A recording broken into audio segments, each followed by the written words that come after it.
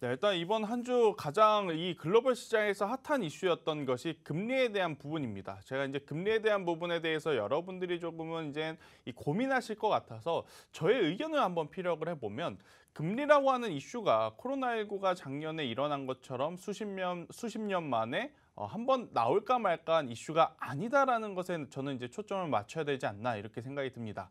그게 무슨 이야기냐면 금리는요, 그동안에 오르고 내리고 계속해서 나타났었던 일들입니다. 올랐다고 해서 시장이 엄청난 악재로 작용이 되거나 내렸다고 해서 또 뭐 시장의 호재로 작용이 되거나 그럴 만한 이슈가 아니었다라는 거죠. 하지만 이제 최근에 이 금리 이슈를 제외하고 나서 호재 뉴스도 악재 뉴스도 없었기 때문에 금리에 대해서 시장이 조금은 더 민감하게 반응하지 않았을까 저는 이렇게 생각이 들고요.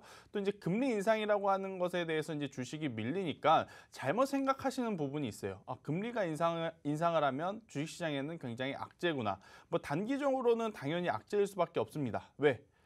자, 낮은 금리로 인해서 우리가 이제 돈을 빌려서 이 비안전자산이라고 하는 주식을 투자하는 사람들이 굉장히 많아졌죠. 자, 그런데 그 금리가 올라가 버리니까 주식시장에서 돈을 빼서 갚으시는 분들이 많고 혹은 예전처럼 빌려서 이제 투자를 하기 조금은 불편하신다라는 분들이 많기 때문에 주식시장에 단기적으로 차익 매도 물량이 나올 수밖에 없는 그러한 이슈입니다. 자, 그런데 또 한 번 생각을 해보면요. 금리 인상이라는 것은 그만큼 자국 경기에 대한 자신감이라 표현할 수 있죠. 자, 금리 인상을 하는 건 뭐죠? 그만큼 코로나19 전후로 이제 이 경기가 살아났다라고 미국에서도 이제 판단을 하는 겁니다. 자, 그렇기 때문에 지금 이 금리에 따라서 시장의 조정이 나왔다 그래서 앞으로도 계속 악재 시장이 계속 내려갈 거다라고 생각하시기보다는요. 금리 인상은 해당 국가 경기의 자신감이라는 표현이니까요. 조정 시에 우리가 충분히 그동안 사지 못했던 종목들을 살 수 있는 기회로 여러분들이 살펴보시는 게 저는 더 좋지 않을까라는 생각 말씀드리면서 오늘도 여러분들이 조금 고민 많았던 이 시장 이야기와 함께 종목 이야기를 한번 해보도록 하겠는데요. 자, 미국 시장에 제가 차트를 한번 띄워놨습니다. 우리나라에 양대 지수가 있죠. 그죠? 코스피와 코스닥이 있습니다. 자, 미국에는요. 3대 지수라는 게 있어요. 다우존스라고 하는 지수가 있고 보이시죠? 나스닥이라고 하는 지수가 있고 S&P라는 지수가 있습니다. 자, 우리나라는요. 이 3대 지수 중에 가장 영향을 많이 받는 게 나스닥이에요. 자, 미국의 나스닥에는 무엇이 많느냐? 테크 기업들, 기술주들, 반도체 IT 기업주들이 굉장히 많습니다. 당연히 나스닥 지수의 영향에 우리나라 삼성전자와 SK하이닉스 시총 상위 1, 2위 종목이 반응을 할 수밖에 없어요. 그래서 이 나스닥 지수에 따라서 우리나라 시장의 변동성이 굉장히 큰데 하필이면 3대 지수의 흐름을 다시 한번 볼게요. 눈 딱 크게 뜨고 잘 보세요. 자, 다우존스의 위치입니다. 자, 그리고 나스닥의 위치예요. 자, 뭔가 좀 차이가 있죠? 그 다음 S&P 지수의 위치입니다. 자, 하필이면 이 3대 지수 중에 나스닥 지수가 가장 깊게 밀렸습니다. 자, 그러다 보니까 우리나라 시장이 여타 다른 나라들보다는 좋지 못했던 한 주를 보냈다 이렇게 좀 말씀드릴 수 있겠지만 제가 앞서 말씀드렸다시피 금리에 대한 부분은 단기적으로 악재로 작용할 가능성은 높다. 하지만 조정 시에 충분히 매수할 수 있는 기회다라고 보면 우리 지금 쉬어가고 있는 종목군들 충분히 이번 주에 돌아오는 주에 매수를 해도 괜찮지 않을까라는 희망적인 이야기를 드리면서 여러분들이 저에게 문의 주셨던 종목에 대해서 한번 살펴보도록 하겠습니다. 그 첫 번째 종목을 제가 이제 무엇을 받았냐면 자, 대원제약, 뭐 인터플렉스, 대웅, 텔레칩스 이러한 종목군들 굉장히 많이 받았어요. 자, 이제 여러분들이 문의 주신 종목 상담을 하기 전에 제가 이제 여러분들에게 오늘 시장의 키포인트로서 차주에 어떠한 섹터를 보는 게 좋은지 한번 종목, 키워드 종목을 한번 먼저 말씀드려 보도록 할게요. 제가 오늘 키워드 종목으로 먼저 갖고 온 거는요. KMW라는 기업을 가지고 왔습니다. 자, KMW 여러분들이 아마 이 주식을 꽤 오랫동안 하신 분들이라면 KMW가 어떠한 기업인지 잘 아실 거예요. 모르시는 분들도 계실 것 같은데요? 그래요? 네. 자, 보아 씨가 지금 모르는 것 같았어요, 네. 지금 그죠? 이런 분들 분명히 계시는데 김쌤 뭐라고 하실까 봐 말씀 못 하신 걸 거예요. KMW는 무슨 기업이냐? 자, 코스피, 코스닥 이 시총 상위 종목들 안에서 살펴보면요. 이 5G 의 유일한 기업이다. 이렇게 이제 보시면 될 것 같아요. 지금 코스피, 코스닥 이렇게 해서 살펴보면 오늘 같은 경우에 코스닥 지수가 많이 좋지 않았는데도 불구하고 KMW 이 종목이 몇 프로 올랐죠? 바로 5% 이상 올랐습니다. 자, 그러면 오늘 어떻게 해석해야 되느냐? 지수가 밀렸음에도 불구하고 오늘 삼성전자, SK하이닉스 좋지 못했는데 오랜만에 5G 관련 대장주인 KMW가 5% 이상 상승했다라는 거죠. 자, 그러면 바로 차트를 보고 주가의 위치를 볼게요. 자, 주가의 위치. 높은 위치에서 쭉 밀렸습니다. 쭉 밀렸다가 네. 자, 여기서 자칫 더 밀리면 어떻게 될까요? 투매가 나올 가능성이 높죠. 네. 투매가 나올 가능성이 굉장히 높은 위치에서 다행스럽게도 강한 거래량을 동반한 오늘 상승이 나왔다라는 것은 굉장히 의미 있는 포인트다. 자, 순환매 관점. 제가 선순환매 계속 이야기 드렸죠. 우리 지금 시장은요, 반도체 IT만 강한 게 아니고 하루 반도체 IT가 강했으면 다음에 또 제약바이오가 강했고 또 제약바이오가 강했으면 다음에 전기차가 또 강했고 뭐 전기차가 강했으면 그 다음 수소차가 강했고 계속 지금 순환이 돌면서 지수가 밀리는 것을 방어를 해준다라는 표현이 맞다. 제가 여러 번 말씀드렸습니다. 네. 오늘 같은 경우에도 마찬가지예요. 여타 다른 섹터들이 밀렸을 때 앞서 이제 최보아 학생이 이야기 드렸던 정유, SO일과 같은 이 SO일과 같은 정유화학주들 그리고 KMW와 같은 5G 관련 종목들이 지수가 밀리는 것을 어느 정도 방어를 해줬다.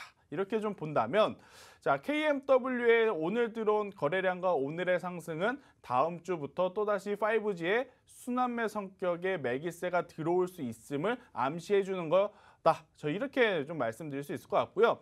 뭐 제가 지금 KMW 좋게 이야기했다고 해서 KMW를 공격적으로 사자는 이야기는 아닙니다. 자, 왜 그러느냐? 자, 쭉 밀려요. 네. 밀리다가 첫 번째 반등이 일단 나온 거예요. 반등이 나왔는데 이 반등이 제대로 나오려면 이 하락폭, 그죠? 하락이 77,000원부터 시작이 됐는데요. 이 하락폭의 절반 이상은 되돌림이 나와야 됩니다. 네, 되돌림이 나와야 67,000원 이상은 올라와야 그래야 5G에 굉장히 강한 힘이 붙었다. 이렇게 표현할 수 있는 거지. 오늘 굉장히 좋은 모습 보였다 그래서 지금부터 KMW 가는구나. 그러려고 했는데. 네. 저 전문가 이야기 들어보면 KMW 지금부터 바닥 잡고 앞으로 40-50% 가겠구나.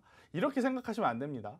일단은 네. 밀렸던 것이 조금은 하방 경직, 더 이상 밀리지 않고 조금은 브레이킹, 멈췄다라는 관점에서 보고 다음 주에 돌아오는 주에 만약 5G가 다시 한번 상승을 한다면 쭉 관심을 가져야 된다.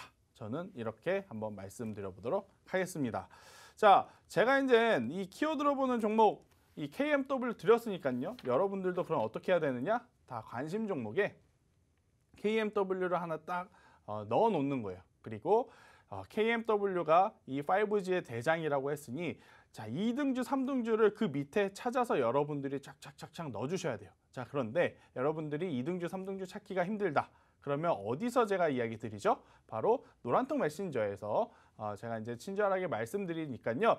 자, 노란톡방에 어떻게 오는지 또 최보아 학생 이야기대로 지금 핸드폰 빨리 켜보세요. 네, 핸드폰 켜보시고 최보아 학생이 안내해 드리는 대로 들어오셔서 저하고 지속적으로 소통을 하시길 바라겠습니다. 네, 제가 아까부터 계속해서 노란톡 오픈 채팅방에 들어와 계시는 거 굉장히 중요하다는 말씀을 드리고 있습니다. 그래서 제가 노란톡 오픈 채팅방 어떻게 들어오실 수 있는지 다시 한번 안내 도와드릴 건데요. 노란톡 오픈 채팅방 검색창에 한밤김쌤 이렇게 간단하게 4글자만 검색해서 들어오셔도 되고요. 현재 화면으로 나가고 있는 QR코드 찍어서 들어오셔도 되니까요. 더 쉽고 편안한 방법 선택하셔서 들어오시면 좋을 것 같습니다. 제가 이 조정실의 얘기를 좀 들어보니 참여 코드가 해제가 안 돼서 많은 분들이 들어오고 싶으신데 못 들어오신 것 같아요. 지금 들어오실 수 있으니까요. 빠르게 검색어 입력하셔서 들어오셔도 되고 QR코드 찍어서 들어오셔도 되니까요. 빠르게 들어와 주시면 좋을 것 같아요. 이 노란톡방에 들어와 계시면 방송 중에 좀 대화를 나누시면서 이 방송을 시청하실 수도 있고요. 또 장중에도 우리 김쌤과 계속해서 믿음직스럽게 함께 할 수 있으니까요. 우리 김쌤과 저 보아캐스터와 함께 소통할 수 있는 방법 노란톡 오픈 채팅방입니다. 지금 빠르게 들어와 주시면 좋을 것 같아요. 네, 일단 이 첫 번째로 종목 상담 오신 분의 제가 종목을 받고 좀 걱정이 앞섰습니다. 자, 첫 번째 종목 대원제약인데요. 2660원에 비중 10% 가지고 계시다라고 하셨습니다. 자, 대원제약이 어떠한 기업이길래 도대체 어떤 회사길래 차트를 보면 굉장히 큰 변동성을 보이기도 했고 또 긍정적으로 봤을 때는 바닥권 대비 많이 오르기도 했었습니다. 뭐 바닥권 대비 거의 뭐 200% 가까이 오르는 모습을 보였다가 그 올랐던 것을 모두 반납하고 지금 다시 예전의 자리로 되찾고 있는 상황인데, 자, 이러한 모습을 보이는 종목군들은 거의 하나밖에 없다라고 보시면 됩니다. 코로나 치료제 관련 기업이었다. 덱사메타손 관련주로서 이제 이 대원제약이 한번 크게 움직였는데요. 제가 이제 계속해서 말씀드리지만 제가 이 기업에 대해서 뭐 악감정이 있는 거 아니에요. 네, 네, 알고 시젠이라는 있어요. 기업. 네, 시젠이라는 기업을 제가 지난 12월 달부터 계속해서 비중을 좀 줄여야 된다라고 말씀드렸어요. 기업이 안 좋다라는 게 아닙니다. 기업이 안 좋다라는 게 아니고 기업의 성과, 기업의 실적 대비해서 주가가 이미 선반영이 돼서 많이 올랐기 때문에 이 이상을 올라가기에는 현실적으로 굉장히 부딪히는 부분이 많다, 어렵다. 그러니 지금보다 더 올라가기보다는 조정이 나올 가능성이 높으니 제가 리스크 관리해라 라고 여러 번 말씀드렸는데요. 대원제약과 같은 이 치료제 관련주도 이제 마찬가지입니다. 뭐 아스트로제네카, 모더나, 화이자, 뭐 덱사메타손 이런 것도 이제는요, 예전처럼 폭발적으로 상승하기에는 현실성이 조금은 떨어진다. 지금 이제 코로나19 관련해서 우리나라 시장에서 한 번 더 반응을 해주려면 딱 하나가 남았습니다. 제 뭘까요? 개인적인 생각으로. 네. 우리나라 기업 중에 한 곳이 코로나 치료제를 개발하면 네. 그 힘에 따라서 한 번 정도는 움직일 수 있겠지만, 그렇지 않다면 대다수의 지금 코로나 관련 주들은 이제는 테마의 거의 끝자락에 왔으니 리스크 관리를 해야 될 때다. 자, 대원제약은요, 지금 이게 많이 빠진 게 아니에요. 그냥 제자리 찾아온 겁니다. 한번 볼까요? 자, 코로나19 터졌을 때의 가격 15,000원대였어요. 하단으로 13,000원, 상단으로 16,000원대에서 그냥 오르락 내리락 했던 기업이 코로나19라고 하는 악재를 만나면서 만 원 밑에까지 떨어졌다가요. 그 다음 코로나 치료제 테마와 엮이면서 폭발적으로 상승을 했습니다. 하지만 이제 테마가 거의 끝날 무렵이 되니까 어떻게 되죠? 많이 내렸다라고 표현을 하기도 좀 그래요. 뭐 고점 대비 물론 많이 내렸지만 많이 내렸다라는 표현보다는 그냥 제자리에 왔다. 그래서 이렇게 좀 표현을 드리고 싶어요. 저는 그래서 대원제약 같은 경우에는 기술적 반등은 중간중간 나올 수 있지만 조금 더 내려올 가능성이 더 높지 않을까 조심스럽게 한번 말씀드려 보도록 할게요. 왜냐하면 본업 자체에서 이 영업이익이라든지 실적이 많이 좋아져야 되는데 아직까지는 영업이익이 재작년보다는 좋지 못한 상황이 있기 때문에 저는 리스크 관리를 하실 부분도 아니에요. 지금 여기서 네. 손절을 하기에도 되게 애매합니다. 네. 그렇다고 여기서 비중을 더 확대해서 관리하자라는 말씀을 드리기도 굉장히 어렵기 때문에 우선은 보유합니다. 우선은 네. 보유하되 문제는요. 15,000원이라고 하는 가격대가 이탈이 되게 되면 그때는 손절을 하셔야 됩니다. 네. 자, 15,000원이라고 하는 가격대까지 내려오게 된다면 일단은 투매가 나올 가능성이 굉장히 높으니 저는 리스크 관리를 하시는 게 굉장히 좋지 않나 싶고, 자, 15,000원이라고 하는 가격대가 이탈되지 않는다? 그러면 자율 반등, 기술적 반등으로 충분히 18,000원에서 19,000원까지는 반등이 가능하니 자, 그 가격에 올라오면 약손실 구간이더라도 비중을 좀 줄이셔라. 네. 비중을 좀 줄이셔라. 제가 누차 말씀드립니다. 시장에는요, 종목이 두세 개만 있는 게 아니에요. 네. 대여섯 개만 있는 것도 아니에요.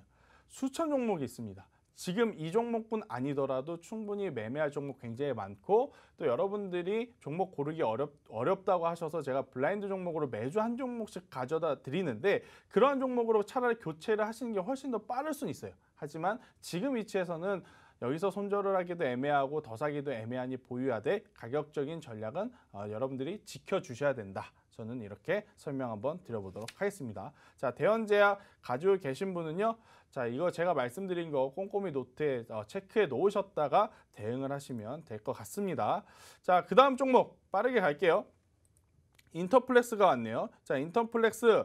자, 15,200원에 비중 10%가 들어왔습니다. 자, 인터플렉스는 제가 정말 말하고 싶은 게 굉장히 많은 기업입니다. 그럼 말하고 싶으신 걸 오늘 방송에서 좀 다 해드릴 수 제가 있나요? 다 해드릴 수는 없어요. 네. 너무 많아서. 네. 자, 인터플렉스라는 기업을 말씀을 드리려면 자, 3년 전으로 돌아가야 됩니다. 3년 전까지요? 네, 2017년도로 돌아가야 됩니다. 네. 제가 차트를 켰는데요. 이때 정말 인터플렉스를 제가 좋은 성과를 냈었던 나날이었죠. 네, 이게 왜 그랬냐면 우리나라 대표적인 애플 부품 관련주였어요. 네. 자, 네. 2016년, 2017년 아이폰 6의 엄청난 흥행. 그동안에 이제 아이폰을 안 썼던 분까지 아이폰을 쓰게 만들던 그 시리즈가 나타나면서 이 관련주들의 상승세가 굉장했습니다. 인터플렉스도 마찬가지였죠. 거의 뭐 1년 동안 주가가 거의 쉬지 않았고요. 바닥권 대비 400% 올랐습니다. 여러분들 이 반도체 IT와 같은 이 테크주들이 쉬지 않고 300~400% 올라오기가 굉장히 힘들어요. 삼성전자도 SK하이닉스도 그렇게까지 올라오지 못한 상황에서 인터플렉스가 그 당시에 좋은 모습을 보였는데 올라오는 데는 1년 반이 걸렸지만 내려가는 데는 딱 3개월이면 충분했었습니다. 자, 이유가 뭐였냐면 참 이게 기술주들의 가장 큰 리스크, 단점이라고 말씀드릴 수 있는데 바로 불량이에요. 그렇죠. 특히 우리나라 기업을 고객사로 가지고 있다면 어느 정도 협의를 통해서 케어가 가능하지만 지금 애플 같은 기업은요. 한번 해당 제품에 문제가 나면 이 제품을 만드는 기업에서 아웃을 시켜버립니다.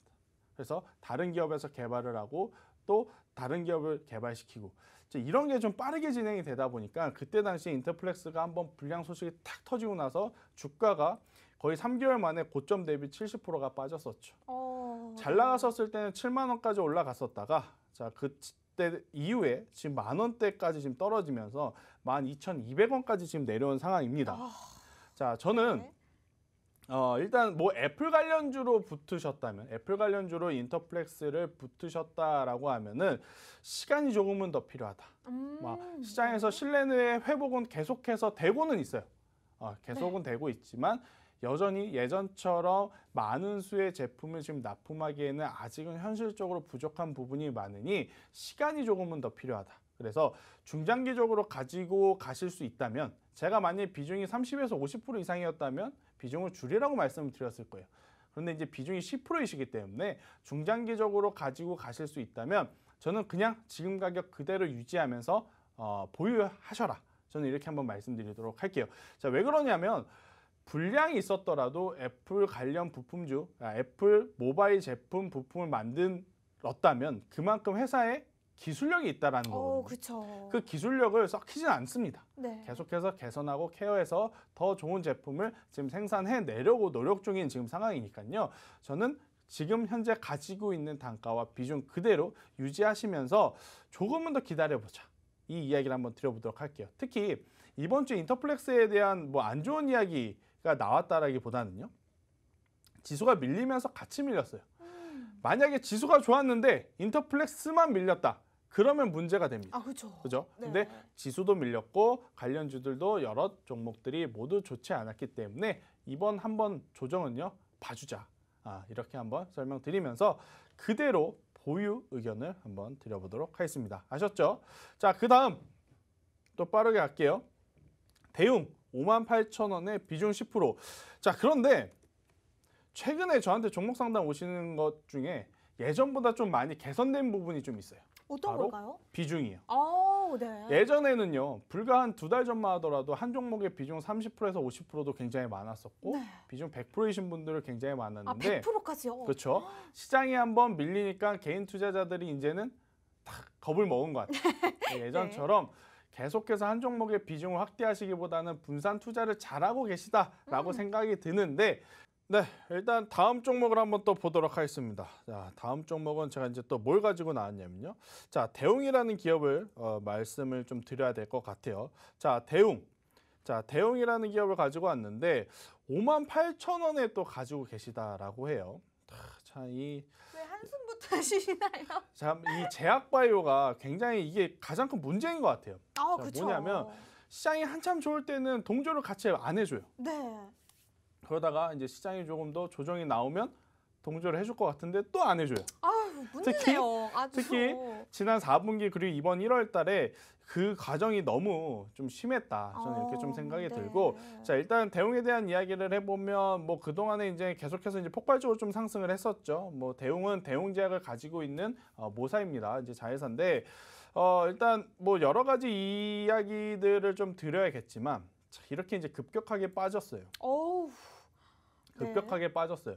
이렇게 가파르게 빠진 종목들을 사실 공략하는 것은 저는 옳지 않다라고 생각이 들어요. 그 너무 어떤 위험하죠. 종목이더라도, 그죠? 네. 그러니까 반대로 가파르게 상승하면 뭐죠? 계속해서 상승할 것 같죠. 반대로 가파르게 하락하면 계속해서 하락할 가능성이 높다라는 겁니다. 그러니까 대웅이라고 하는 기업의 기술력이라든지 실적을 떠나서 이 차트의 흐름도 저는 무시하면 안 된다고 생각이 듭니다. 뭐 물론 기업의 실적이라든지 모멘텀이 좋으면 차트가 좋지 않더라도 더 가져가 보거나 혹은 사보거나 할 수는 있겠지만 이렇게 이제 급격하게 좀 하락한 상황은요 좀 피해야 된다. 피해야 된다라고 네. 저는 생각이 들어요. 우선은 피하지 못하고 지금의 조정을 모두 고스란히 받은 상황이기 때문에 지금의 손절은 저는 사실 의미가 없다라고 생각이 듭니다. 네. 손절할 타이밍은 이미 늦었어요. 지금 여기까지 내려왔다면 이제 기술적으로 반등은 한 번 정도 나타날 가능성이 높아요. 자, 문제는 여기서 반등이 나타나면 굉장히 좋습니다. 여기서 반등이 나타나면 충분히 45,000원에서 5만 원 사이까지는 갈 수 있으니까. 문제는 여기서 반등이 나오지 않고 예를 한번 들어볼까요? 극단적인 예죠. 박세바이오입니다. 자, 박세바이오 여기서 반등이 나올 것 같은데 안 나오고 계속 내려가다가 요 밑에서 나와버렸죠. 네. 요 밑에서 나와버렸죠. 네. 반등이 바로 나와주면은 빠르게 회복을 하지만 반등이 생각보다 또 밑에서 나오면요 느리게 올라와도 네. 손실이거든요. 그렇죠. 올라와도 손실이에요. 그래서 일단 대형 같은 경우에는 우선은 보유해야 돼. 3만 원이 이탈이 되면 절대 안 됩니다. 네. 3만 원이 이탈이 되면 왜 안 되냐? 자, 3만 원 이 가격대를 한번 쭉 선을 따라가 볼게요. 쭉 선을 따라가 보면 지난 12월 달 상승의 초입입니다. 네. 상승의 네, 초입이에요. 네. 자, 그러면 지금 작년 12월, 1월, 2월 3개월 동안 이 기업에 투자한 사람들은요 3만 원까지 내려오면요 단 한 명도 수익이 아니다라는 거죠. 뭐 중간중간에 그쵸. 뭐 단기적으로 트레이딩 하신 분들은 수익을 낼 수는 있겠지만 그냥 표면적으로 보게 된다면 3만 원 밑으로 내려가면 이 12월 달부터 매수한 사람들 중에 수익권이신 분은 한 명도 없다라는 이야기가 되거든요. 자, 그렇게 되면 투매가 나올 가능성이 굉장히 높다. 대량으로 매도가 나올 가능성이 높으니 3만 원이 이탈이 되게 되면 절대 안 된다.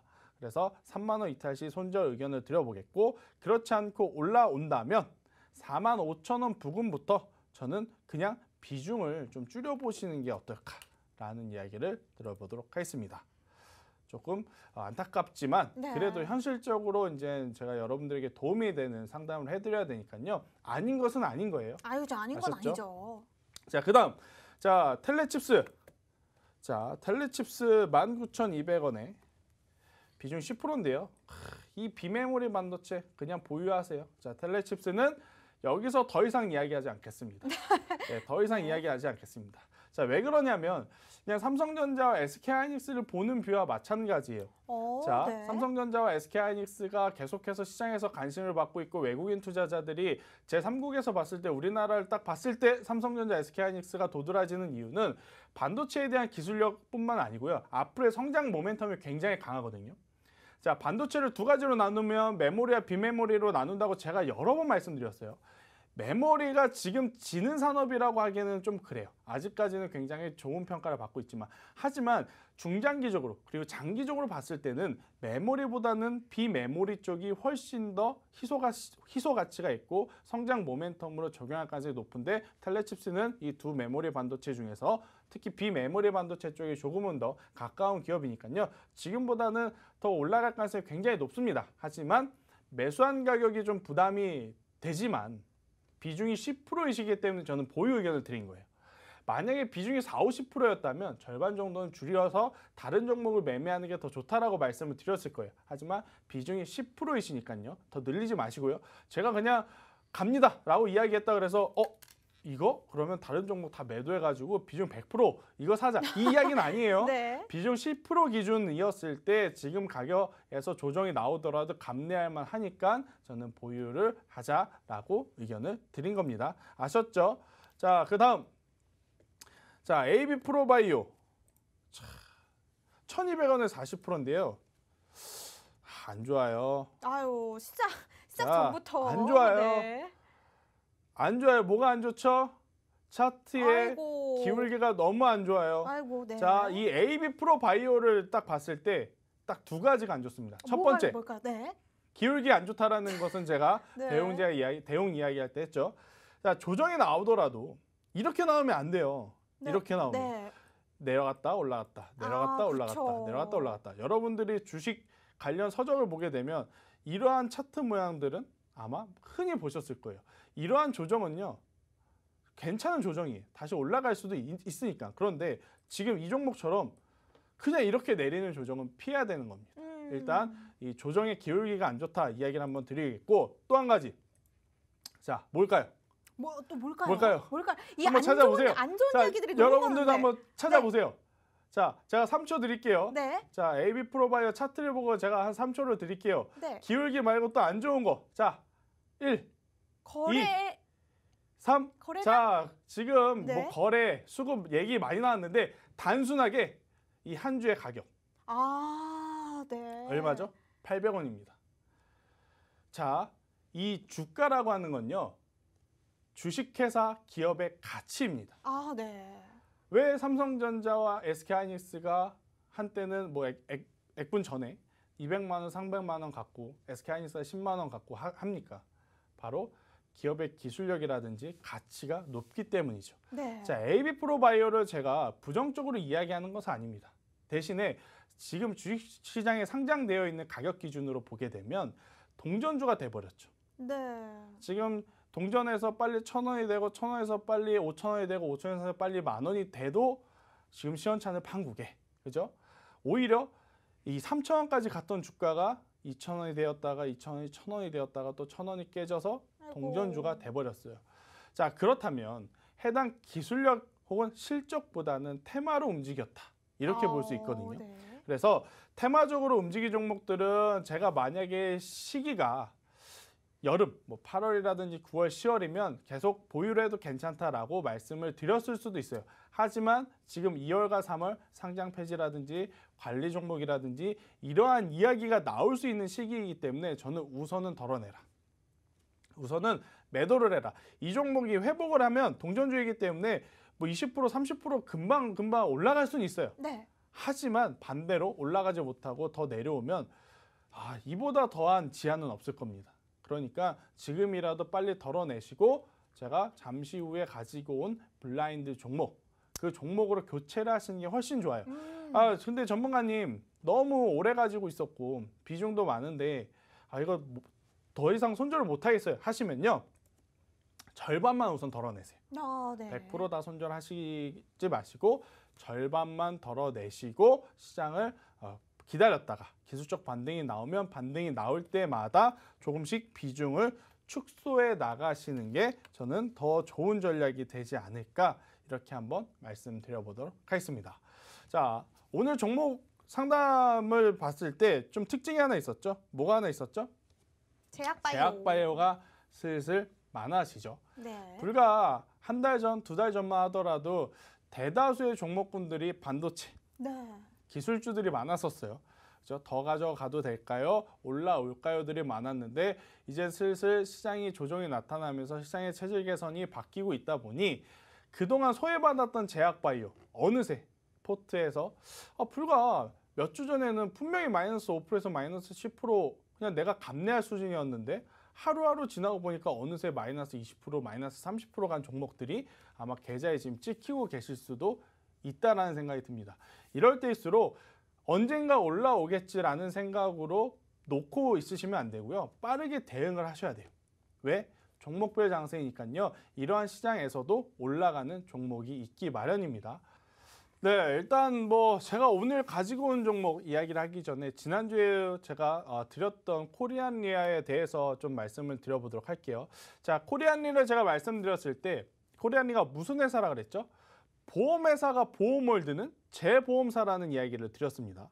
그리고 나서 월요일 날부터 제가 노란통 메신저에서 공략을 하셔도 괜찮다라는 사인을 드렸고요.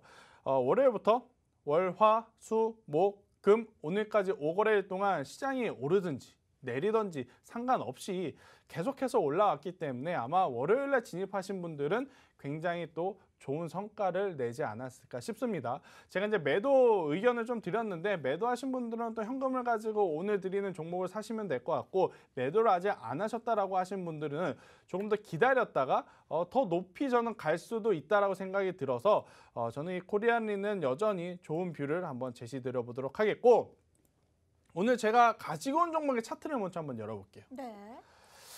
종목 교체를 제가 이제 이 종목을 해도 괜찮다라고 사인을 드릴 때는 두 가지의 조건이 저는 충족되어야 합니다. 일단 첫 번째, 여러분들이 가지고 있는 종목군들 중에 이 가지고 있는데 물려서 고민되는 종목들은요, 다 고점에 있는 종목들이 많아요. 네. 그렇죠? 고점에 사서 더 고점으로 갈 것 같으니 사신 것들이 많은데 고점을 안 가니까 물려서 저한테 상담들을 많이 하시죠. 그런데 만약에 제가 그 종목들을 정리하고 교체 종목을 드린 것도 똑같은 패턴이라면 여러분들이 편하게 살 수 있을까요? 저는 못 살 거라 생각이 들어요. 네. 자, 그래서 그러한 분들이 힘드시기에 제가 이제 교체로 드리는 종목군들은요, 바닥권에서 올라오는 종목군들 위주로 드립니다. 네, 지금 현재 SQ 이 해당 종목의 네. 종목의 차트를 보면요, 저도 모르게 지금 기업명이 나올 뻔했는데요. 자, 어떻습니까? 지금 바닥권에서 계속 숨고르기만 하고 있어요. 자, 숨고르기만. 네. 하지만 최근 들어오면서 변화는 뭐냐면요, 대량 거래량이 수방된 추세의 전환이 나오고 있다라는 겁니다. 네. 자, 불과 12월 말 전까지만 하더라도 이평선들이 다 내려와서 더 내려가는 모습을 보였지만, 자, 12월 말 1월부터 지금까지 어때요? 이평선들이 슬슬 전체적으로 올라오고 있음을 여러분들도 보실 수 있을 겁니다. 지금 현재 위치에서 만약에 다음 주에 더 좋은 흐름을 보인다면 저는 충분히 전 박스권, 여기 보이시죠? 자, 앞서서 보면 이 가격대를 돌파를 못했었잖아요. 네. 13,000원대. 그죠? 신기하죠? 네. 자, 이번에야말로 한 번 더 돌파를 해줄 수 있는 있지 기회. 않을까 생각이 네. 들어서, 자, 이 종목 제약바이오 관련주이면서 제가 가지고 온 이유는 지금 셀트리온도 밀리고 네. 삼성바이오로직스도 밀리고 심지어 한미약품도 임상 결과에 대해서 보완해라라는 시정 명령까지 받은 상황입니다. 자, 하지만 실적 시즌이 지난 만큼 이제는 또 제약바이오 기술력을 가지고 있는 기업들 위주로의 매기세가 충분히 붙어줄 가능성이 높아요. 자, 지난 한 해 동안에는 코로나19 관련해서 제약바이오가 움직였다면 이제는 제가 뭐라 그랬죠? 코로나19에 관련한 테마주들은 끝물이다. 자, 그럼 그 전에 제약바이오 흐름을 봤을 때는 충분히 기술력 있는, 임상을 진행하고 있는 기업들 위주로 매기세가 다시 올 가능성이 높다라는 겁니다. 그래서 제약바이오가 지금 시장에서 소외받고 있는 것을 즐겨야 돼요. 왜 네. 즐겨야 되냐? 네. 자, 순환매를 기다리자라는 거죠.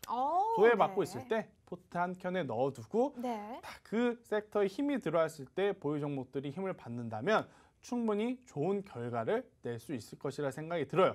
자, 제약바이오가 전반적으로 소외받고 있다라고 말씀을 드렸는데, 자, 뭐 앞서서도 말씀드렸잖아요. 대원제약, 네.